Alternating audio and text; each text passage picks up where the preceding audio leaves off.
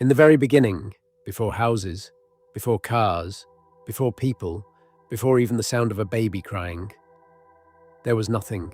No trees, no animals, no rivers, no sky, only God existed. Then God decided to make a beautiful world.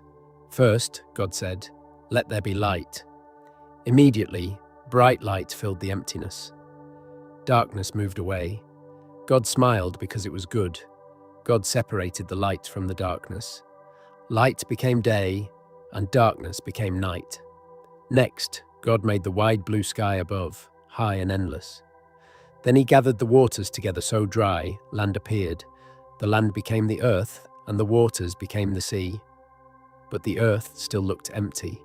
So God spoke again. Green grass began to grow. Tiny plants pushed out of the ground. Big trees rose up tall and strong. Some trees had sweet fruits. Some had seeds. Some gave shade. The world was now colorful and alive. On another day, God filled the sky with the sun to shine in the daytime and the moon to glow at night. He sprinkled many shining stars across the sky like tiny diamonds. Then God filled the waters with fish, big fish, small fish, fast fish. He filled the sky with birds, singing birds, flying birds, colorful birds. After that, God made animals to live on the land, lions that roared, elephants that walked heavily, goats that jumped, rabbits that ran, cows that grazed peacefully. The whole earth was now full of life. But God was not finished. God wanted someone special, someone different from animals, someone who could talk with him, someone who could think, love, and care for the world. So God formed a man from the dust of the ground. The dust became skin. The skin became a body, but the body did not move. Then God gently breathed into him. The man suddenly opened his eyes. He took his first breath. He was alive. God called his name Adam. Adam looked around in wonder. He saw trees moving in the wind. He heard birds singing. He saw rivers flowing gently. Everything was peaceful. God placed Adam inside a beautiful garden called Eden. This garden was not like any place we know today. The grass was always soft. The air was always fresh. The fruits were always sweet. Nothing was broken. Nothing was dying.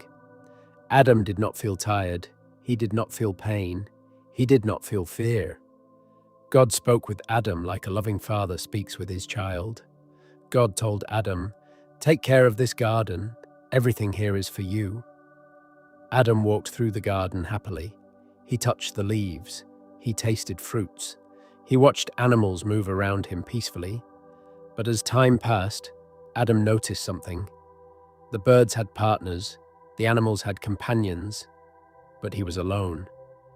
Even in a beautiful world, a lonely heart still feels empty. And God saw this. Adam lived in the beautiful garden God made for him. Every morning, he woke up to soft light. Cool wind touched his face. Birds sang above him. Animals walked near him peacefully. He was not hungry. Fruits were everywhere. He was not tired. His body was strong. He was not afraid. Nothing could hurt him. God spoke with Adam often. Adam listened and learned. One day, God gave Adam a special job. God said, "Adam, look at all the animals. Give each one a name." So Adam began. The tall animal with the long neck he called giraffe. The loud roaring animal, lion. The jumping animal, kangaroo. The gentle one that gives milk, cow. He named them all. But while Adam was naming them, he noticed something. Every animal had another one like it. 2 birds flew together. 2 sheep walked together. 2 monkeys played together. But Adam had no one like himself. When the work finished, the garden was still beautiful. But Adam's heart felt quiet. God saw Adam's heart. And God said, "It is not good for the man to be alone." God decided to make someone special. Not another animal. Someone like Adam. So God caused Adam to fall into a deep sleep. Adam lay down softly under a tree. His eyes closed gently. He did not feel anything. Then God took one of Adam's ribs. From that rib, God formed a woman. Carefully, lovingly, perfectly. She opened her eyes for the first time. She breathed the fresh air of Eden. God smiled. Then God brought her to Adam. Adam slowly woke up. When he saw her, he was amazed. His face became bright with joy. For the first time, Adam did not feel alone. He said happily, "This is bone from my bone and flesh from my flesh." He called her woman, and later her name became Eve. Now Adam had someone like himself. Someone to talk with, walk with, laugh with. They walked together in the garden. They worked together. They enjoyed everything God made. There was no fighting, no sadness, no jealousy, only peace. God blessed them and said, "You may eat from every tree in this garden." Then God showed them one tree in the middle of Eden. It was beautiful, but different. God said gently, "You must not eat from this tree, the tree of the knowledge of good and evil. If you eat it, you will surely die." Adam and Eve listened carefully. At that time, they trusted God completely. They did not question him. They did not doubt him. They were happy, innocent, and free. But nearby, now Adam and Eve lived together in the beautiful Garden of Eden. They were happy every day. When morning came, soft golden light covered the garden. Birds sang sweet songs to welcome the day. Cool air moved gently through the trees. Adam and Eve would wake up smiling. They were not afraid. They were not worried. They did not think about tomorrow, because everything they needed was already there. They walked barefoot on the soft grass. They drank clean water from the clear river.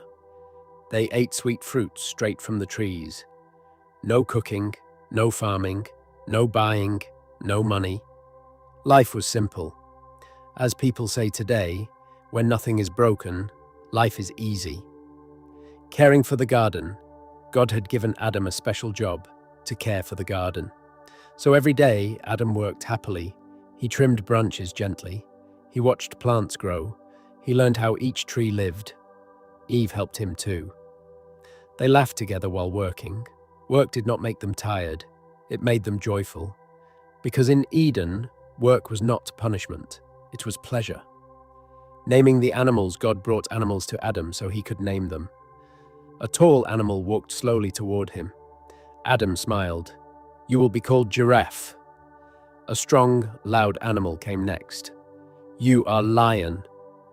Small animals ran around their feet. Big animals passed peacefully beside them. None of them hurt Adam or Eve. The lion did not chase the goat. The snake did not bite. The wolf did not attack. There was no fear in the world. Even a child could walk beside a tiger and laugh. Walking with God. The most beautiful time of the day was evening. When the air became cool, God came to walk with them in the garden. Adam and Eve talked with him freely. They asked questions. They listened. They laughed. They did not hide. They did not tremble. God was not distant to them. He was close. Very close. The special tree. In the middle of the garden stood one tree different from all others. It was beautiful. Its fruit looked good. But God had said one important thing. "You may eat from every tree in the garden, but do not eat from this tree. The tree of the knowledge of good and evil. The day you eat it, you will surely die." Adam and Eve understood. There were thousands of trees to eat from. Only one tree was forbidden. It was a simple choice. Trust God or choose their own way. At that time, obeying God was easy.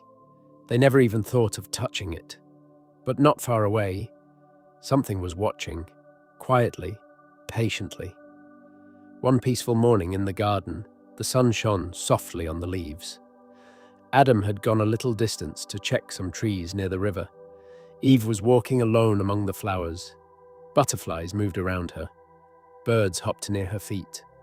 The air was calm and quiet, but this day would not remain like other days. Hidden in the branches of a nearby tree was a serpent. This serpent was not like the gentle animals Adam had named. It was clever. It was patient. It watched carefully. It had seen Adam and Eve many times. It had heard God speak to them. And it knew about the one tree they were told not to eat. The serpent waited for the right moment, when Eve was alone. As people say today, trouble often knocks when you stand alone. The first words. Eve stood near the forbidden tree. She was not planning to touch it. She was only near it. Then suddenly, a voice spoke. "Did God really say you must not eat from any tree in the garden?" Eve looked around in surprise. Animals never spoke like this. She saw the serpent watching her, but she was not afraid. She had never seen danger before, so she answered simply, "We may eat fruit from the trees in the garden, but God said we must not eat the fruit from the tree in the middle of the garden. We must not even touch it, or we will die." Planting doubt. The serpent did not argue loudly. It spoke softly. "You will not surely die." Eve listened. The serpent continued, "God knows that when you eat it, your eyes will be opened. You will become like God, knowing good and evil." Now a new feeling entered Eve's mind, a thought she never had before. Doubt. She began to think, why would God stop us? What if the serpent is right? What if something wonderful is being kept from us? The serpent had not forced her. It only changed how she looked at the tree. A different look. Before, the tree was just the tree. God said not to eat. Now she looked again. The fruit looked beautiful. It looked delicious. It looked important. For the first time, she did not only remember God's words, she started listening to her own desire. And once the heart begins to question truth, obedience becomes difficult. Eve stood there thinking. The garden was still peaceful. But inside her mind, a quiet battle had begun. The garden was still quiet. The wind moved gently through the leaves. Nothing looked dangerous. But inside her heart, everything was changing. She looked again at the fruit. Before it was just forbidden. Now it looked beautiful. She remembered the serpent's words. "You will be like God. Your eyes will be opened. You will not die." The thought kept repeating in her mind. God had said, "Do not eat." The serpent had said, "You should eat." Now Eve had to choose who to believe. As people say today, every wrong action begins with a small decision. The moment Eve slowly reached out her hand, she paused. For a second, she could still stop. Nothing was forcing her. No one pushed her. This was her own decision. Then she picked the fruit. She looked at it closely. It smelled sweet. It looked good. Her heart beat faster, and she ate it, giving it to Adam. Nothing happened immediately. The ground did not shake. The sky did not fall. She was still standing, so she felt safe. She walked toward Adam, who was nearby. Adam trusted Eve. He had never seen her do anything wrong. Eve gave him the fruit. She did not warn him. She did not stop him. Adam now also had a choice. He knew God's command. He remembered God's voice. But he looked at Eve, and he chose to follow her instead. He took the fruit, and he ate. The first sin. At that very moment, something inside them broke. Not outside, inside. Their hearts changed. Their innocence disappeared. The peace they always felt vanished. For the first time in their lives, they felt something new. Shame. The garden was still quiet. The wind moved gently through the leaves. Nothing looked dangerous. But inside her heart, everything was changing. She looked again at the fruit. Before, it was just forbidden. Now, it looked beautiful. She remembered the serpent's words. "You will be like God. Your eyes will be opened. You will not die." The thought kept repeating in her mind. God had said, "Do not eat." The serpent had said, "You should eat." Now Eve had to choose who to believe. As people say today, every wrong action begins with a small decision. The moment Eve slowly reached out her hand, she paused. For a second, she could still stop. Nothing was forcing her. No one pushed her. This was her own decision. Then she picked the fruit. She looked at it closely. It smelled sweet. It looked good. Her heart beat faster, and she ate it, giving it to Adam. Nothing happened immediately. The ground did not shake. The sky did not fall. She was still standing, so she felt safe. She walked toward Adam, who was nearby. Adam trusted Eve. He had never seen her do anything wrong. Eve gave him the fruit. She did not warn him. She did not stop him. Adam now also had a choice. He knew God's command. He remembered God's voice. But he looked at Eve, and he chose to follow her instead. He took the fruit, and he ate. The first sin. Everything felt different. The garden was still beautiful. The trees were still green. The river still flowed softly. But inside Adam and Eve, peace was gone. Before, they felt light and free. Now their hearts felt heavy. For the first time ever, they became aware of themselves. They looked at each other and suddenly felt ashamed. They realized they were naked. This had never bothered them before. They had always been pure and innocent. But now, something inside told them, hide. The first fear. A strange feeling entered their hearts. Fear. Not fear of animals, not fear of the dark. Fear of being seen. They quickly picked large leaves from the trees. Their hands moved fast and nervous. They tied the leaves together and covered themselves. Their breathing became quick.